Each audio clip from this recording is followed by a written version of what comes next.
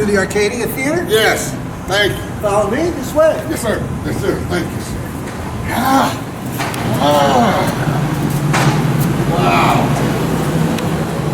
Wow. This is our home away from home. Yes, sir. Yes, sir. Take me on the little scan. This is how the building's divided. You enter here or here. This is the cafe lobby area. These are the restrooms. This is the event space. And this is the movie theater. And this is the back room with 2 stories. So the first one is the green room and bathroom, and the second floor will be educational space. Good afternoon, ladies and gentlemen. My name is Charles Taylor III, and I am the voice of the Valley. It is such a privilege and an honor to be in such a historic building that I am just overwhelmed. But I met a brother of mine that is taking over the control of the building. And his name is Mr. Thomas Wagner. He has become one of my inner circle friends, and what a blessing he has been with the knowledge that he has and what he's trying to accomplish for this area. The renovations are extraordinary. I really appreciate him and what he's doing. So what we're going to do, we're going to get right into it. So allow me to introduce the man of the hour, Mr. Thomas Wagner. Hi, brother. How you doing, Charles? And thank you for asking me to do this. It's a pleasure to do it. Thank you. You know, we met at the weirdest of times through my sister, Sheila Amade. She's a strong advocate for you and our community. Sheila's remarkable. Yes, she is. Yes, she is. I am amazed that you're taking on this, my gosh, on this dream. Yeah.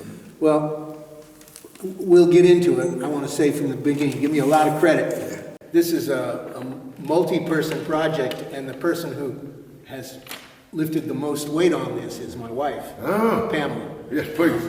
We started this together when we first came to Staunton. So that was 2016, and we got going on it seriously in 2017, and we've been building it ever since. But a lot of people are on board now. We have a board of directors and a lot of volunteers, and so we're not lifting this by ourselves. Right. There's a lot of people helping, and as I said, my wife is the person who's lifted the heaviest load. It's funny how the women do. No, I'm not joking. Yes, they do. Every good man has to have a good woman majority of the time, I think, you know. So let's jump right into it. What is your connection to Staunton? So, it's a long one. In 1978, so that's almost 50 years ago, I was working at a theater in Washington, D.C. I was a young composer, and that was really my first job as a composer. I was the musical director and a resident composer of a theater called New Playwrights Theater of Washington. And we had a connection here in Staunton. One of our actresses had gone to Mary Baldwin and was mentored by a man who's well known here in Staunton. His name is Fletcher Collins. And we had a relationship with Fletcher, and we would bring a show down here and kind of test it out. And sometimes they would send a show. He, as well as being the head of the theater department at Mary Baldwin, he and his wife founded a theater called Theater Wagon. And so we would have some of their plays up in Washington, and we would come down here. And in 1978, my collaborator and I, his name is Paul Hildebrand, and he later on went on to found Shannon Arts. But in 1978, none of that had happened, and we were invited. We were working on a play about Walt Whitman. A lot of music, a lot of poetry, and Paul was the playwright, and I was the composer. And Fletcher Collins invited us down here, kind of like a residency, to work on our play without distractions. And we lived in his home on East Beverly. It's a big old 10,000 square foot pre-Civil War house called the Oaks.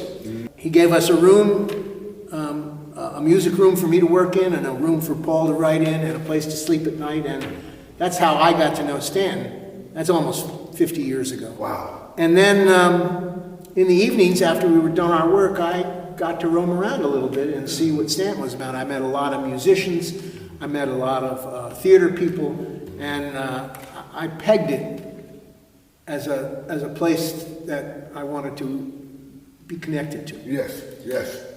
Anyway, we finished our play. We did a trial run of it out at the Oak Grove in Verona.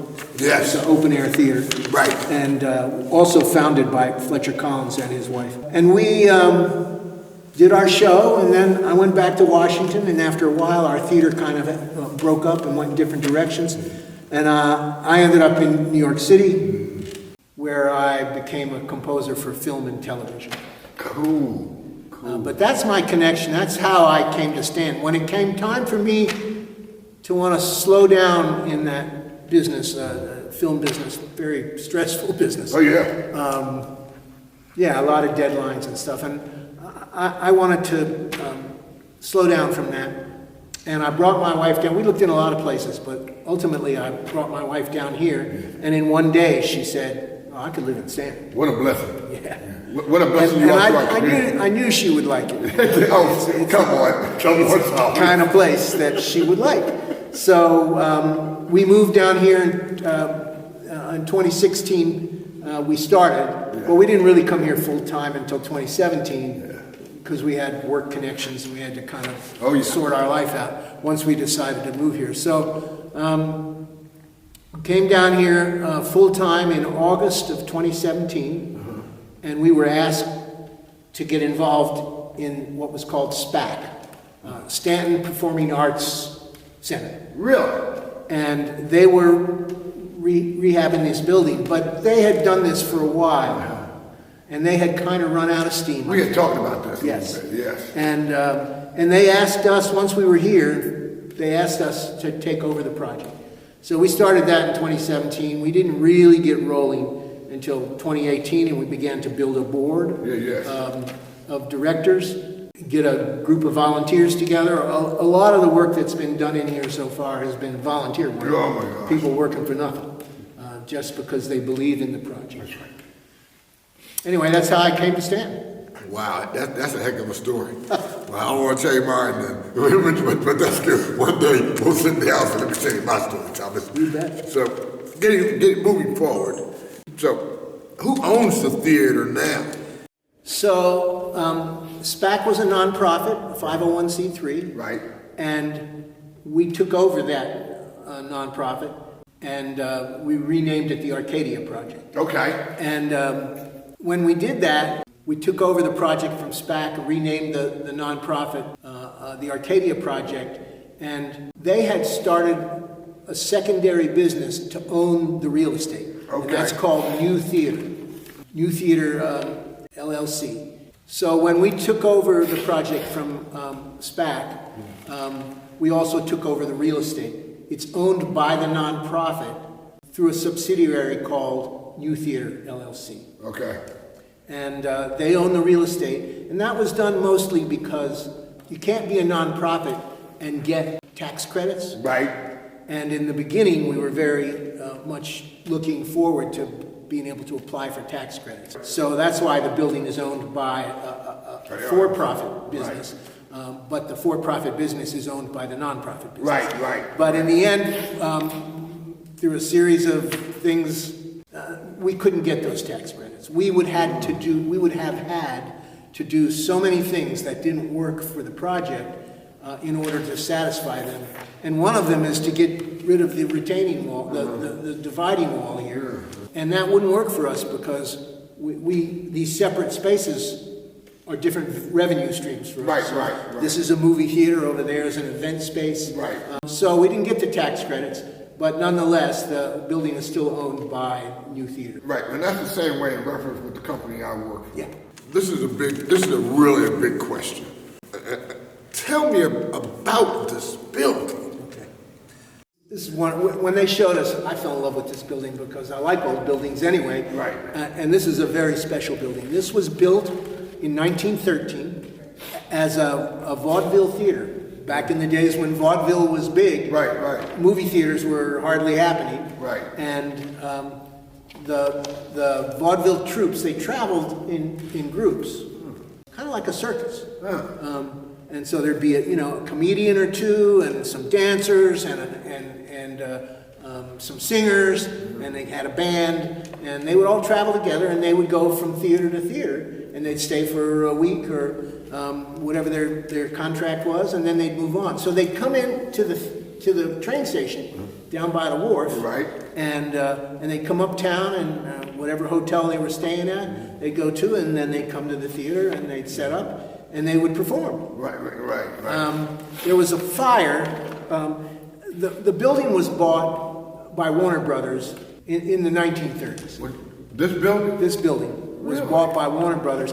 So what was happening, vaudeville was fading away, and movies were becoming very big, and Warner Brothers went around and they bought a number of old vaudeville theaters and to turn them into movie theaters. So... I never even would have thought that. And they had an architect, one guy who would go from theater to theater and kind of design a movie theater out of whatever the building was. But they were kind of very much alike, so he didn't have to start from scratch each time. He'd go to this theater and he'd do his design, and he'd do a very similar design in another theater, and that's how Warner Brothers spread their movie theaters out over a period of time. That's interesting.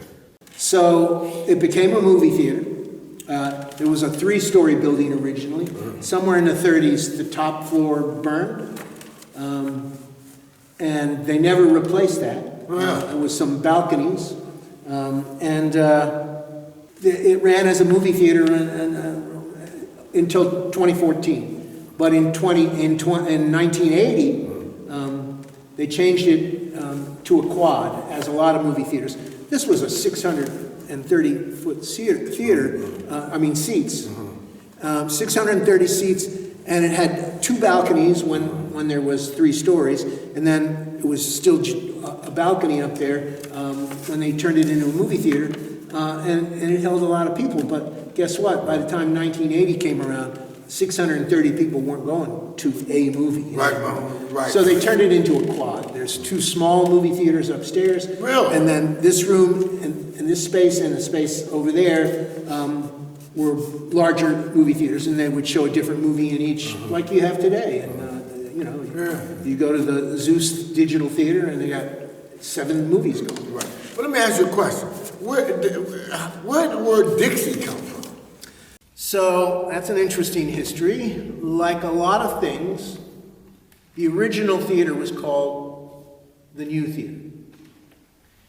And then in the teens and the 20s, after the Civil War, groups like the Women of the Confederacy and groups like that began to go around and put a statue of a Confederate general here and rename this building there. And that's when they renamed the school, which used to be Staunton High School. They renamed it Robert E. Lee High School. Right. And they renamed this theater the Dixie Theater. And now the story is, and I can't refute it, that they had a contest. And some little girl named it, sent in her contest submission and said, let's call it the Dixie Theater, because my sister's name is Dixie. My thought is they sure had a lot of choices. I'm sure somebody said, let's call it the Bijou Theater, and let's call it the whatever theater. And they chose the Dixie, like they decided to put up those statues and rename those buildings. Was one of the things we knew that we had to do when we took it over, was to rename it. And the naming rights are still up. Right now it's called the Arcadia Project Theater. But is that what it's called now? Yeah, but it could be anything. We have naming rights, and some people have already bought some of the naming rights for interior parts of the building. But somebody might make a donation that's large enough to name the theater anything they want. That's the architectural history. The social history of this building is it was a segregated theater. until the 60s. Virginia was late to the desegregation game in the schools also. I know a little bit about this because I grew up down in Farmville, Virginia. Okay. When I was a kid. And this was a segregated theater up through then, and African Americans had to sit in the balcony. Yeah. And that's a history that we want to, I'm a believer, and we are as an organization a believer, that history ought to be told. That's right. And if you hide history, you create more problems than you could ever solve. Down the road it can. So we're going to have some display in this theater that tells that history. Fantastic. The history of segregation, Fantastic. the history of when it became desegregated. And so that's a story we think is important to tell that's associated with this building. And it's so important. And it's so important. Well, I've learned a lot of those stories, and the story of this building and what the history of that is a story we're going to tell. That's right. Thank you. You bet. You don't know how much I appreciate hearing that, Thomas. So let's move forward. Describe the future spaces. Since we've gotten into it, I understand more of what you're saying. I didn't understand before. Okay. So the upstairs space, we're leaving as it is. We're not going to use it. We don't need that real estate yet. At some time in the future, some future version of Arcadia might do something with it, but we're working with the first floor. And when we walk around a little bit, it'll be easier to show you, but the space we're sitting in, it will be a movie theater. Okay. About between 90 and 100 seats. Right. We're not going to compete with the visual light. We already have a first-run movie theater.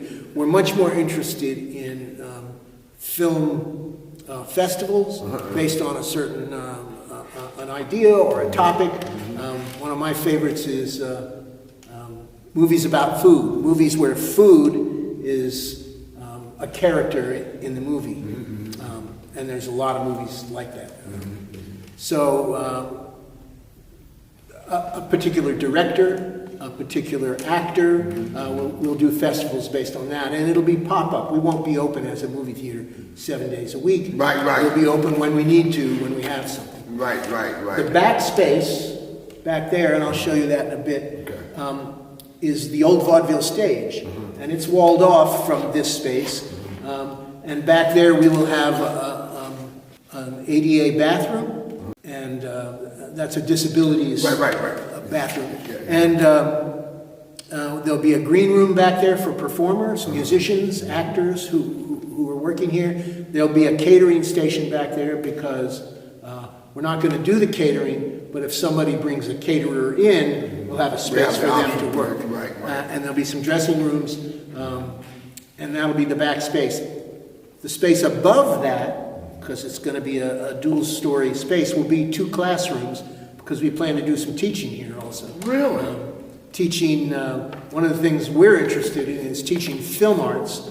There's a lot of interest in that in young people. Yes. Richmond, for instance, has a lot of film activity going, film production. There's been a number of movies shot. I can't remember the name of it, but there was a movie shot here in Staunton some years ago.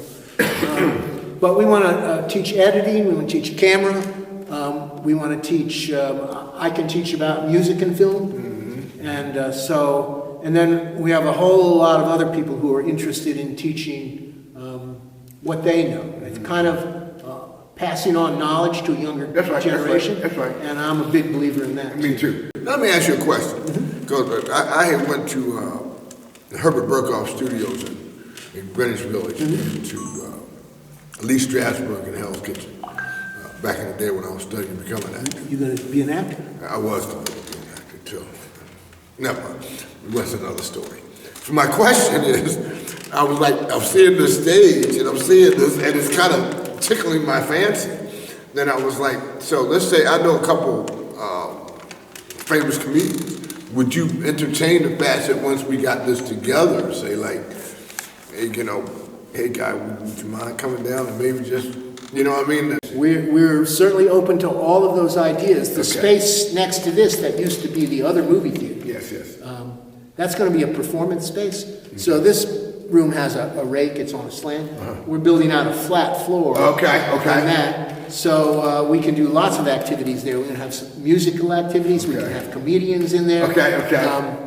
We can have, one of the things we're very interested in, because there seems to be some interest in the community, is public dance events. So we can have a square dance here, we can have a contra dance here. That's something. And we have a woman who teaches Latin dance. Really? Yes, and we're hoping very much to be able to teach some dancing here also. That's awesome. We kind of have a lot of ideas of things we want to do here. Great. And that would be in that space over there. Okay. And the other space is where you come into the theater. Yes. In the front, there's going to be a small cafe. Yeah, talked about that. Right. So it'll be a specialty foods cafe. We're not going to run it. We will interview some professional food entrepreneurs. Yes. We've had some offers already. We've had some people look into it. And somebody else will run it, but we'll work on it together because it has to work also with what we're doing. That's right. Because it's the entrance to Right. the theater. It's the first thing you come into. Right. So it's kind of the portal by which you enter this world. Right. One hand washes the other. In my point, that's the way I look at it. Exactly. So there'll be, and that cafe will be open whether the theater is open or not. Really? Oh yeah. Oh, that's it'll be open 5 or 6 days a week, and it'll be a place where people can come and get some light snacks. Right. And we'll serve some wine and beer in the evenings. Right. And it's a place where we would like to have some events. For instance, what's very popular in some other places like this are trivia contests. Oh, okay.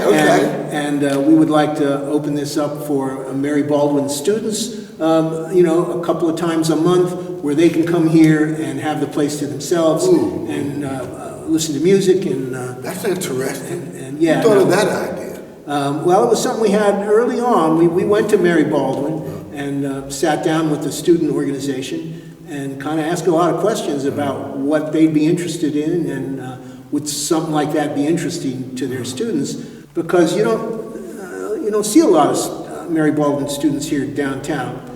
Right. And we want a place that's welcoming for them. I agree totally.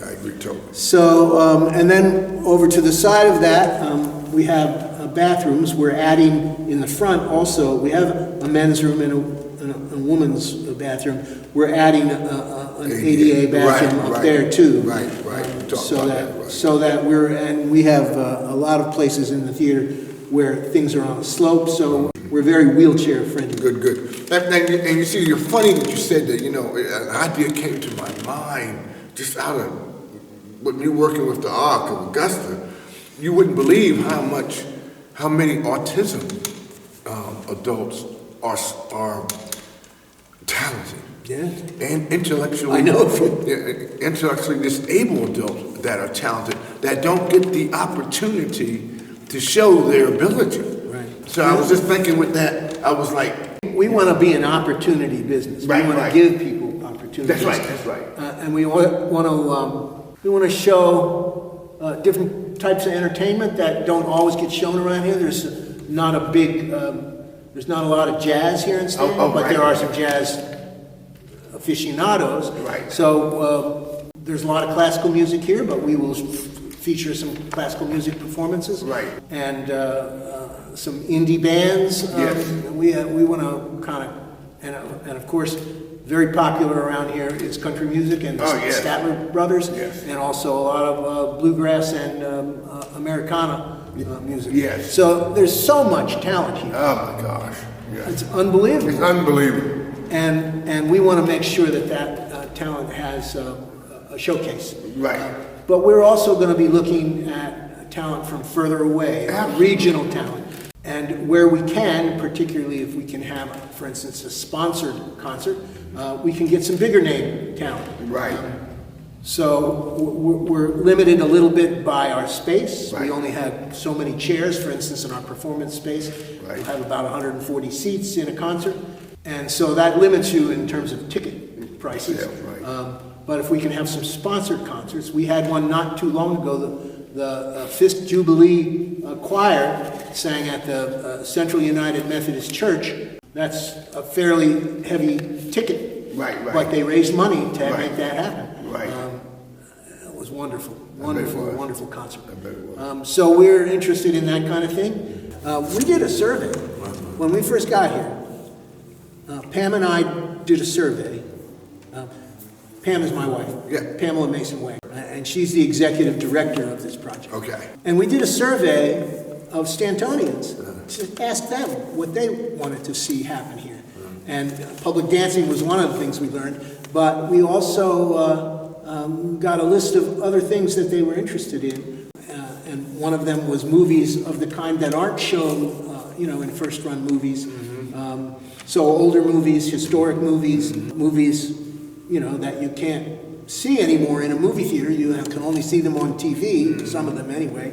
And we think movies ought to be seen in a movie theater. So we're interested in that. The original design was laid out, not the architectural design, but how the spaces would be laid out. Mark Paxton, who is a local architect, he and I sat down every day, once a week, for about 6 months to figure out how this space could be used. And that's how we came up with our educational space and a green room and a backstage, and figured out that we'd have a movie theater and a performance space and a cafe. That was all laid out conceptually by Mark Paxton. And then when we got ready to turn that into actual plans, we have an architect, Brown and Company is our architect. They have an office just down the street. And so now we have complete plans. We're ready, actually, to build. Yes. And we're doing a final bit of fundraising. We're almost there. We're about, I think, 85 or 87%. Yes. I don't have the latest numbers. Yes. Yes. But of what we need to, we'd like to start building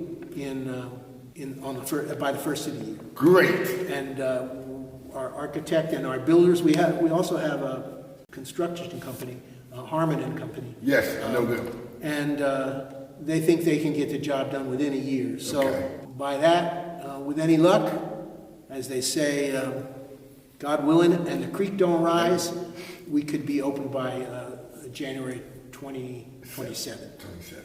Yeah. Boy, sweet Jesus, let me be alive with you. We talked about one time being able to fit somewhere in this facility a small recording studio. Right. That could also be a podcast studio. Yeah. And that's a future thing because we have that upstairs room. Right. And that would serve that kind of purpose quite well. But doing that now would have just added more to our budget. Right. Yeah. So if you, the financing of this, and I want to make sure I get this right, we got a 1.6 million grant. Great. From the Industrial Revitalization Fund. So that's a Virginia state-managed fund, and they typically, historically, give smaller grants. People would get $300,000, $500,000, and they would only give 2 or 3 out.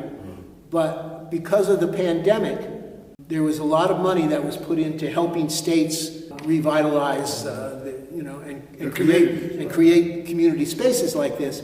So they got a one-time grant from the feds of $50 million.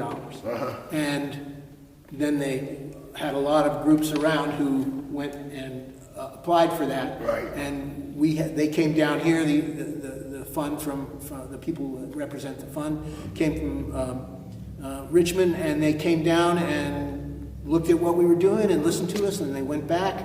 And later on, they informed us that we were one of the recipients of this grant. Man. So we have $1.6 million grant.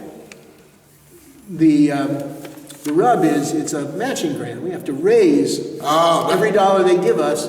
We have to raise it. Okay. But we're well on the way, as I said, Okay. towards being complete with that. Okay, that's interesting. But that's how this is financed. And the other way it's financed, the matching money, we've gotten some other grants. And that's mostly Pam who writes those grants, and we've gotten several of those. And then we have local people who support us. We have a board member who's made a very big contribution, kind of what we call our leading contribution. And we've had a number of people who've given anything between $50,000, Yeah. $25,000, and $10,000 down to $50. Yeah, yes. And we have, the community has been really supportive. Yes. And like I said, we're kind of at the end of the fundraising road, at least for the building. Yes.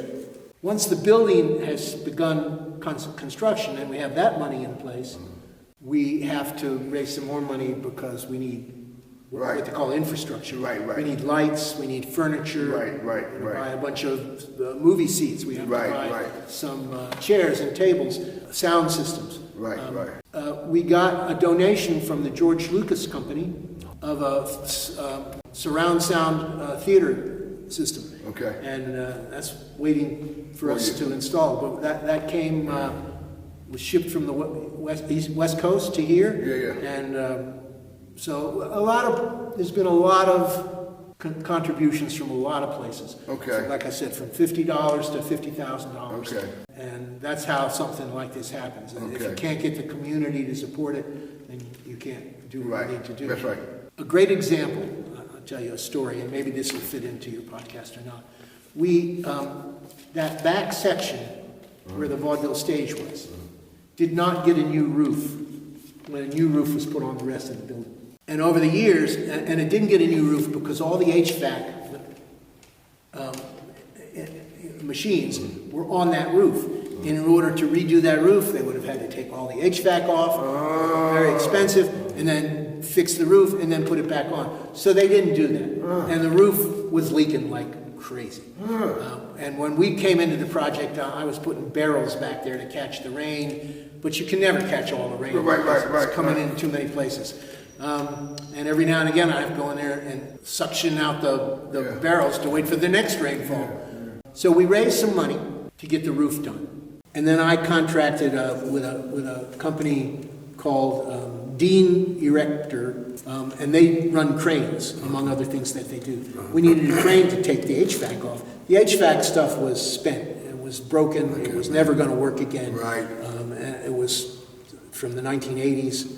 So I talked to a guy, and he came down and looked at it, and we went up on the roof, and he was telling me stories about how he used to come to the theater here when he was a kid, and he had great memories of being in the theater here, and he said, I'd like to help you out. So you should know, the earlier bids that I got for getting that, there was 2 machines up there, 2 big HVAC machines, 3 tons of metal. And I got, just to get it off the roof, I got bids of $15,000 and $20,000. This guy from Dean Steel, he said, I want to help you out. I'll do it for $3,000. Stop. Really? It's not the end of the story, though. And I went, let's sign the contract. And on the day when it was supposed to happen, they sent a truck to put the machines on, to take them away, and a big crane. That was an exciting day, man. And I was up on that roof, and they sent big ropes up and hooks, and they lifted them one at a time, and they had to move them around the chimney up there. And the guy who was running the crane, he was like a master. And he set the things down on the truck on the street at street level, and then he went back and got the second one and put that on the truck. And it was we have video of it. Let me see this. And then they went away, and I get a bill about a week or 2 later for $800. Really? So I called my friend up and I said, no, that's not right, man. We made a deal. And he said, I thought about it, and all I need to do is pay my operator and pay for the truck, and donate the rest of it. That's how something like this gets done. That kind of contribution. He didn't ask for any credit. He didn't say, I'll put my name on lights. He didn't say anything. He just said, I believe in what you're doing, and here's my contribution. So something that could have been $20,000 turned out to be $800 because people believe in what you're doing. That's right. We're hoping to start building in January 26, and we're hoping to open our doors in January 27.